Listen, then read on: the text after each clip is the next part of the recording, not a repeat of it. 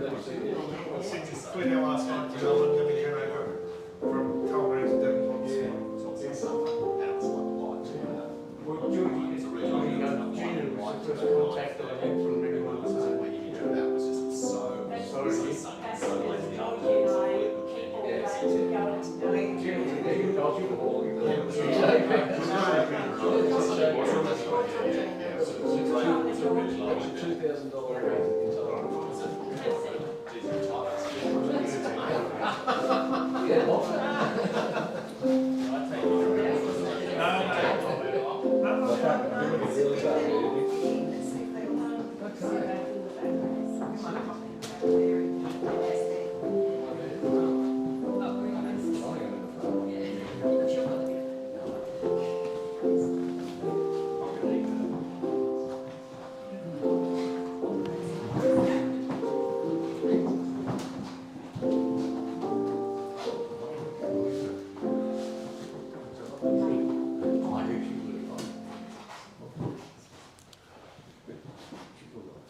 Good morning, family and friends. We gather to honour the life of Priscilla Jane McNulty and to say our final goodbyes to this cherished lady. Today is just as she would have wanted, with those she loved and those who loved her. This ceremony is an opportunity to celebrate the life of your dear Scylla and all that she meant to you, your love for her and the privilege of having her part of your lives. But to begin today, we're going to light some candles, and I invite you all to please come forward and light a candle for Scylla's soul.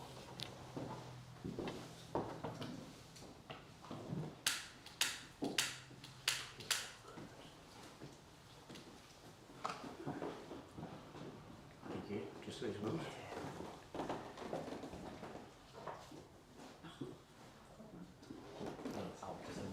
No, that's right. Oh. I was going to distract you already.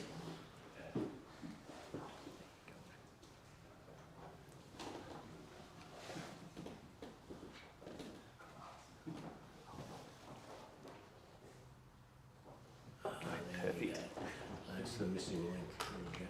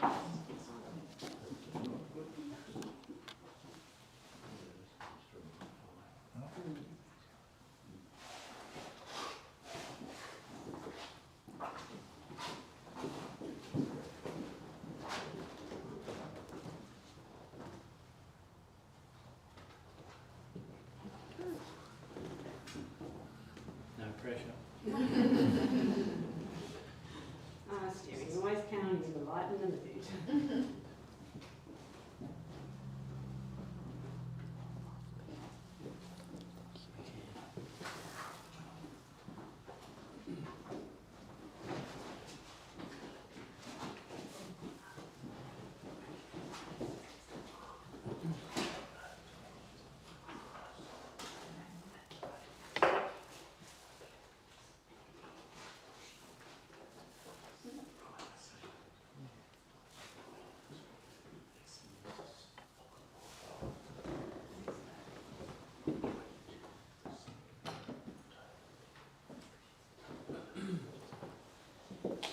May the glow of these flames be our source of hope now and forever, letting you burn bright within our hearts, Scylla.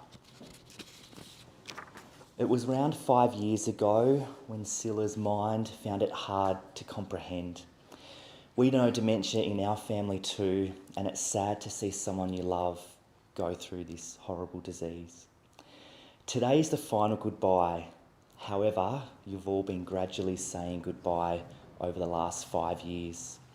So I thought it was only adequate to share a little poem with you to reflect this, a time to acknowledge it, then to move on and focus on Scylla's great life that she lived so well. So we've already said goodbye in one kind of way, slowly as we've seen her dwindle to the person that we knew, the person that we truly loved, the person that was you. And so, when we remember, we'll think of the times when it was you and remember all of the best. For in the real scheme of things, your illness wasn't long compared to all the happiness you brought your whole life long. We think of you as yesterday when you were fit and well, and when we're asked about you, it's those things that we will tell. And so we meet in remembrance of a mind so fit and true. We're here to pay our last respects and to say that we love you and thank you. Grief has two elements, which is loss and love. And I think this rose represents that quite well. If you look at the rose, you've got the flower and the petals, which often represent love, and then you've got the stem, which has prickles. So if you dwell too much on the loss side of death, you'll be scarred with the prickles. But if you look back on the love side, there's often a beautiful fragrance. And that's what we'll be doing now, looking back on Scylla's loves and her life story.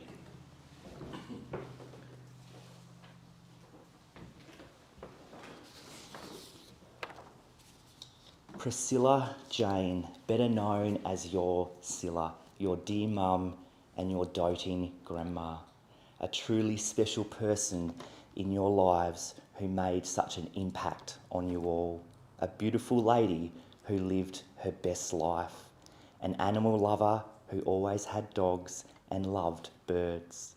Scylla was what we call a proper lady and very ladylike. She was smart, elegant and stylish, always looking her best, and even loved her Chanel 5 perfume.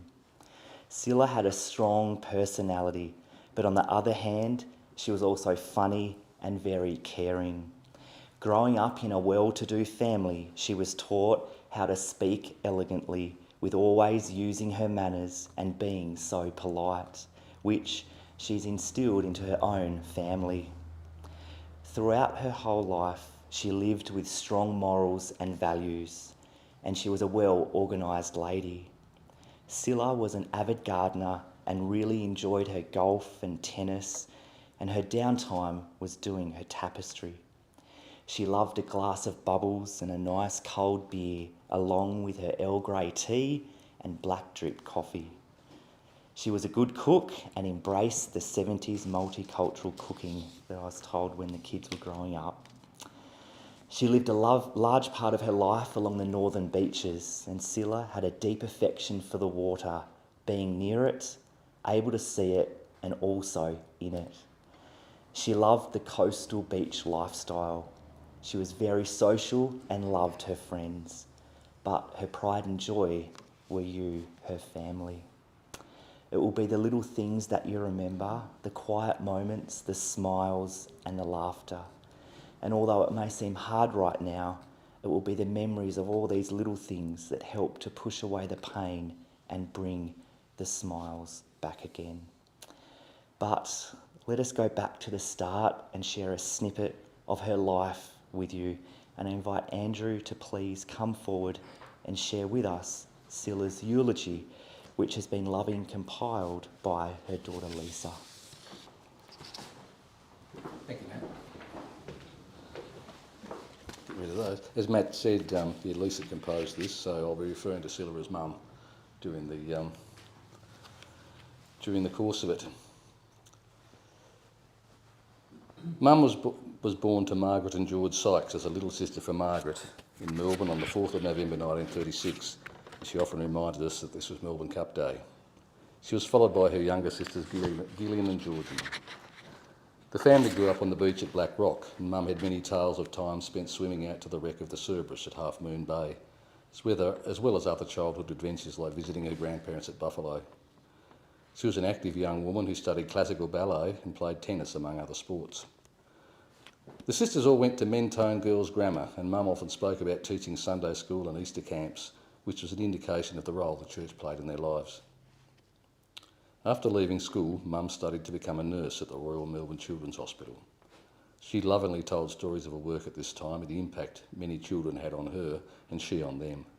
In fact, and I saw this the other day, she had keepsakes from this time, including a letter and newspaper article from a young man called, young Rodney he was called, in 1957. He was one of her patients who expressed his wish, among other things, that he was still in hospital with the nurses. On the other hand, Lisa was always horrified to hear one of Mum's tales about how maggots were used to debride wounds on some children. Apparently, this practice still occurs in hospital today, so it's maybe not so gross after all. Mum loved her work at the Children's Hospital and carried a soft spot for babies and children all of her life. During the late 50s, Mum, her sisters and her nursing friends had an active social life of parties, church activities, beach life and anything that involved having fun together. It was at this time that the two elder sisters met their husbands-to-be, and Mum married Leslie Jenkinson in 1959. They welcomed Lisa and David and lived for a time in their home in Mordialloc. Photos from that time show a brick home where Les had set up a driving range in the backyard with Minnie having a hit as well. That's Lisa and David's grandmother, Minnie, as well as Lisa, a pint-sized Lisa, having a crack as well. This indicates how long golf was a part of Mum's life. Mum often told a story from this time about their backyard dunny can, in which she found David one day. Suffice it to say, she had a morbid dread of the long drop at Buffalo for that reason. The family moved to Sydney for Les's work with 3M around 1967, where they rented at Fern Street, Pymble, before buying a home on Ku-ring-gai Road in St Ives. It was there they met the McNulty family who lived next door. Mum and Les parted ways not long after, and she, Lisa and David moved to Paradise Beach, where Kevin rented them the family holiday home, Rippleways. Mum worked as a community nurse during this time, where among her patients was a World War II veteran.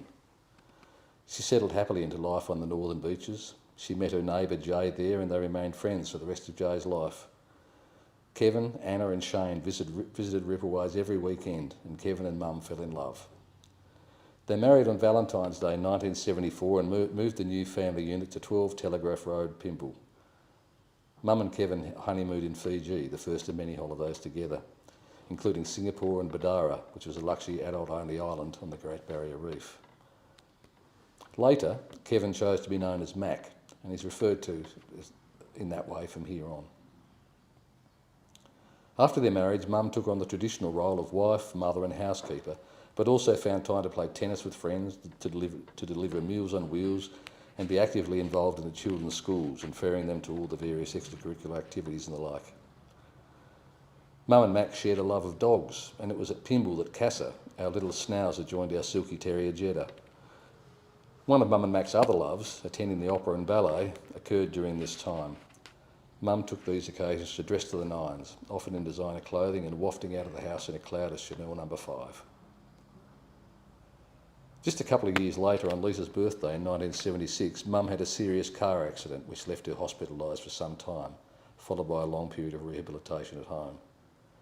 It was during this time that she took the opportunity to refresh her studies, this time in aged care. Mum always had a love for learning and in addition to aged care had certificates in shiatsu massage, home gardening and horticulture and palliative care. Mum was an avid knitter and also stitched many a tapestry of which Lisa still has examples. She and Mac and their children shared a love of reading and Mum also enjoyed Sudokus and the odd word search. In the early 80s, Mum and Mac up sticks again, this time for the beautiful old empty nester home on Woodford Bay at Northwood. It was here that Coco, the chocolate poodle, joined Casa.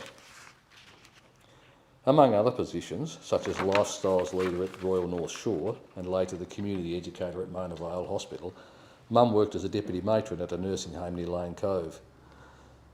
David remembers an incident from this time where Mum arrived at work one morning to be confronted by a man throwing his shit on her. Mum took this in her stride, calmly left the room and cleaned herself up before returning to care for the man. David recalled that this was a story that showed him the measure of Mum and what a caring person she was. In 1984, Mum undertook her grand tour, joining a tour group travelling to Europe. One of the main highlights of this trip was a time in Scotland where she connected with her mother's heritage, something of which she was always very proud. Mum and Mac shared a love of poetry of Robbie Burns, and Mac was often known to recite some of these poems. As well, often mentioned at mealtimes was a Scottish grace. I'll try this. Some have meat that cannot eat, and some can eat that want it, but we have meat and we can eat, so let the Lord be thanked. In the early 90s, with Mac and Mum retired, they moved back to their beloved Pittwater, this time to Scotland Island. Mum and Mac fully immersed themselves into island life, Mac on his daily paper run with Casa in the tinny, and Mum out and about in her half-cabin cruiser. They worked together on some minor renovations to the home and established a lovely garden there. This was a very happy time in both of their lives. Mum played golf at the Mona Vale Golf Club, becoming a very active member of that community, making many friends and becoming president of the Ladies' Committee. She was very sad when she had to stop playing golf because of arthritis, but remained friends with her golfing girls. It was also around this time that they welcomed 3 of their children's respective partners, followed by 7 beautiful grandchildren who they loved very much. Another favourite aspect of life on the island was feeding the native birds who visited the deck daily. Watch out if you're a cocky though, they were destructive. Mum and Mac enjoyed many years in their island paradise. Unfortunately, the difficulties associated with island life led to Mum and Mac moving back to the mainland, this time to Bilgola Plateau where they had 2 homes. Their home at 291 Bilgola Plateau Road was to be their last residence. One of Mum's favourite aspects of this home was the famed hole in the wall, which allowed for a view over Pittwater where they could see their old island home. It was in this home that Mac became ill and was cared for by Mum until his death in 2009. Mum continued to feed her birds, the rosellas to the west and Maggie's on the front grass. She potted in the garden, as well as enjoying social activities with friends. She lived happily here for quite a few years before her health too started to decline, especially after a fall on the driveway left her with a break at the neck of her femur, as well as complete hearing loss in her right ear. Mum's memory started to fail her not long after this, but to her credit, she managed to remain independent for some further years. She did, however, become cause for concern for the children, who could see the impact her memory loss was having on her life. Unfortunately, she had yet another fall in 2019, which resulted in her dementia becoming undeniable and necessitated in her moving into Yamina Park in Burnie to receive full-time nursing care. Dementia is a thief, and it slowly robs the richness of one's life piece by piece. Mum's early days at Yamina were, in hindsight, not so bad. She still enjoyed a wine with her dinner, bingo and happy hour. She loved to look out her window to the busy street, counting parked cars, checking out the people across the road and waving goodbye after visits. She enjoyed outings to Lisa and Andrews, and for Sunday drives to sit by the sea or go for a little walk. She wandered around Yamina and took care of some of the other residents. The last couple of years, however, saw Mum struggle with understanding much of her world, although interestingly she could still read up until very lately. Mum endeared herself to staff with her gracious nature, her polite and grateful attitude and lovely smile. She was a much-loved resident. Mum would also occasionally delight with her little boo as a welcome. Mum, to say the past 5 or so years have not been kind to you is an understatement, but we all trust that you are now resting peacefully. Thanks, Matt.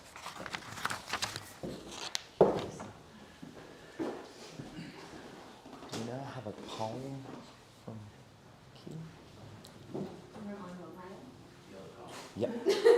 got the grandkids. I thought lovely.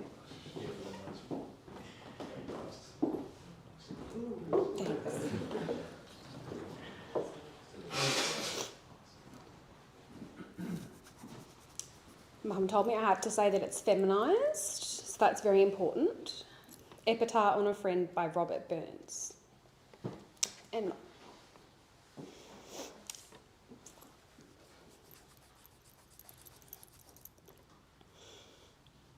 sorry, I just need to swallow. An honest woman lies here at rest, the friend of... No, I can't do sex. The friend of man, the friend of truth, the friend of age and guide of youth. Few hearts like hers with virtue warmed, few heads with knowledge so informed. If there's another world, she lives in bliss. If there is none, she made the best of this.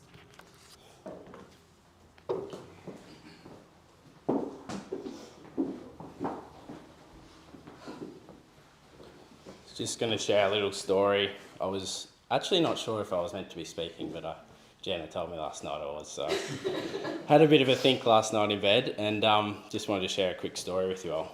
So some years ago, a good friend of mine, Ollie, joined us for Christmas at home in Somerset.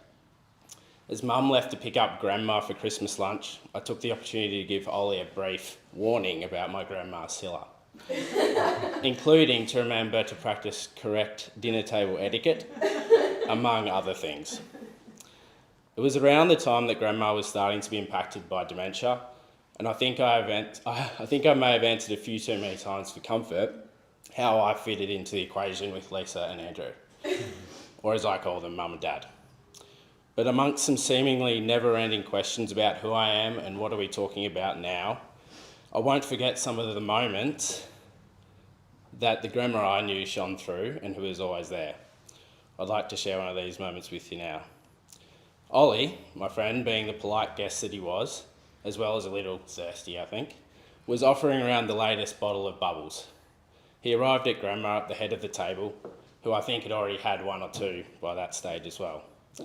As Ollie slowly pulled away the bottle from her glass, Grandma quickly ordered, "I'll tell you when to stop." Ollie, taking concern for my elderly grandmother, quite responsibly responded, "Are you sure that's not enough? Will you be okay?" To which she swiftly responded, "You might have to carry me home, but I'll be fine." At the time, I think we all had a good giggle at that, and I remember it as a moment of Grandma's real character shining through, sort of amongst all the forgetfulness. So we love you very much, Grandma, and rest in peace. Thank you. Was there anyone else that would like to say a few words? No?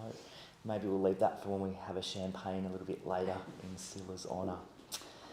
We're now going to open up the family photo albums and look back on Scylla's life through some of her favourite songs. Please enjoy.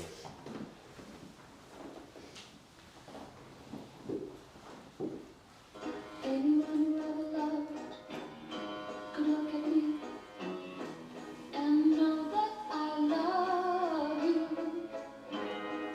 Anyone who ever dreamed could look at me and know I dream of you.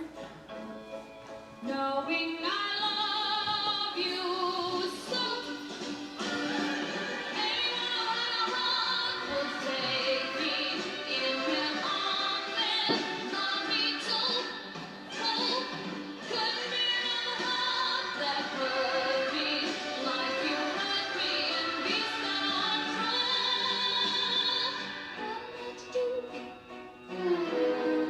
Every time you go away, I always say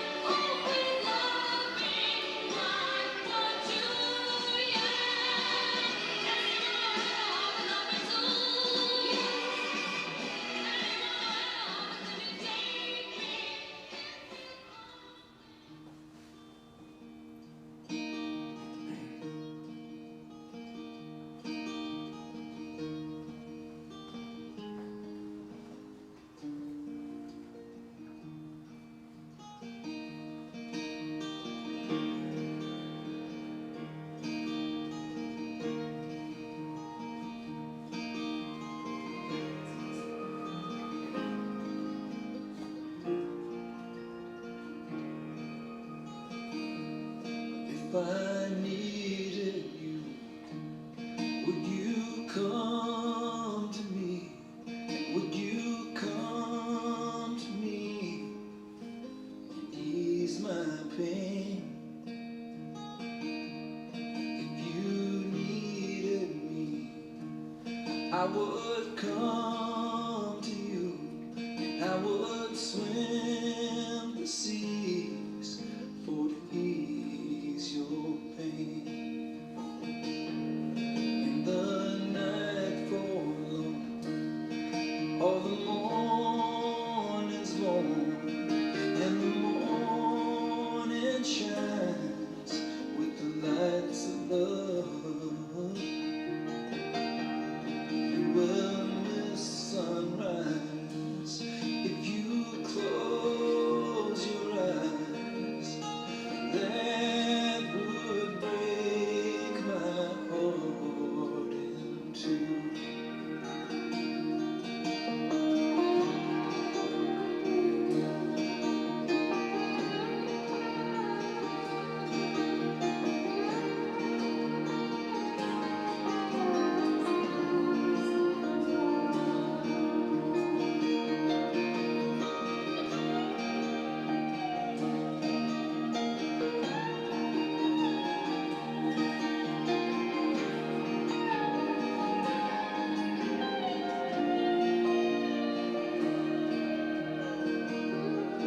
It is with me now, since I showed her how to lay her lily hand in mine. The band will agree, she's a sight to see, a treasure for the poor to find. If I needed you, would you come to me? Would you come to me and ease my pain? If you needed me, I would come to you, and I would swim the seas for to ease your pain.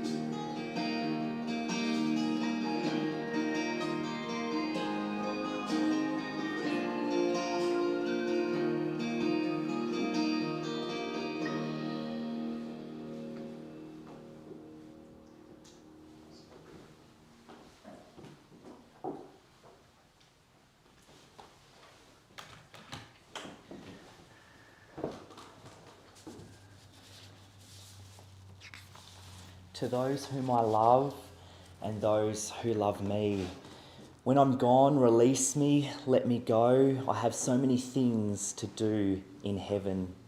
You mustn't tie yourself to me with too many tears, but be thankful we had so many good years. I gave you my love, and you can only guess how much you've given me in happiness. I thank you for the love that you've shown, but now it's time I travelled on alone. So grieve for me a while if you must, then let your grief be comforted by trust. It's only for a short while that we must part, so treasure the memories within your heart. I won't be far away, for life goes on, and if you need me, call and I will come. Though you can't see or touch me, I'll be near, and if you listen with your heart, you'll hear all my love around you, soft and clear. And then when you come this way alone, I'll greet you with a smile and a welcome home. As we prepare to close this service, let us pray the Lord's Prayer. Our Father, who art in heaven, hallowed be thy name. Thy kingdom come, thy will be done, on earth as it is in heaven. Give us this day our daily bread, and forgive us our trespasses, as we forgive those who trespass against us. And lead us not into temptation, but deliver us from evil. For thine is the kingdom, the power, and the glory, forever and ever. Amen. Ladies and gentlemen, can you please stand for the committal?